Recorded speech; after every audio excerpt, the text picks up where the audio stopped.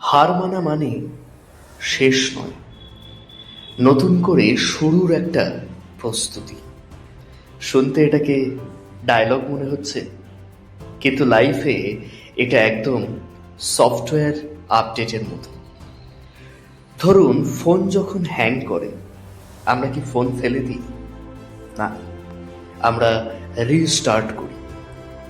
তাহলে লাইফে একটা এক্সাম ফেল করলে, একটা রিলেশনশিপ ভাঙলে, একটা বিজনেস হঠাৎ করে খুব ডাউন হয়ে গেলে, তুমি নিজেকে ডিলিট করে দেবে নাকি রিস্টার্ট করবে?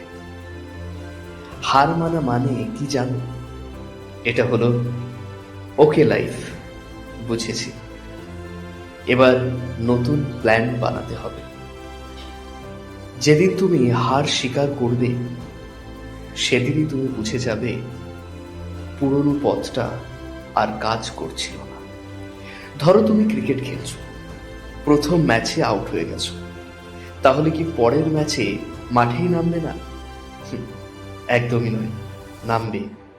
আর এবার একটু ডিফেন্সিভ খেলবে, তাই নয় কি? ফেইলিয়ার মানে লাইফ তোমাকে বলছে, বস, নেক্সট লেভেল আনলক করতে চাইলে স্কিলকে আপগ্রেড করো। যারা আজ সফল, তারা একদিন না একদিন ঠিক হার মেনেছিল, কিন্তু তারা থামেনি। হার মানা মানে আমি শিখছি, আমি বদলাচ্ছি, আমি দিনের পর দিন স্ট্রঙ্গার হচ্ছি।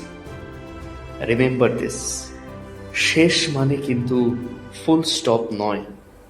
অনেক সময় সেটা শুধু একটা কমা, যার পরে নতুন চ্যাপ্টার শুরু হয়ে যায়। তাই আজ যদি মনে হয় সব শেষ, তাহলে আয়নার দিকে তাকাও আর বলো, গেম ওভার না, গেম অন 2.0। কারণ হার মানা মানে শেষ নয়, নতুন শুরুর প্রস্তুতি। আমাদের ভিডিওর কথাগুলো তোমাকে মোটিভেট করলে ভিডিওটি লাইক করো, চ্যানেলটি সাবস্ক্রাইব করো, আর শেয়ার করো তোমার বন্ধুদের সাথে।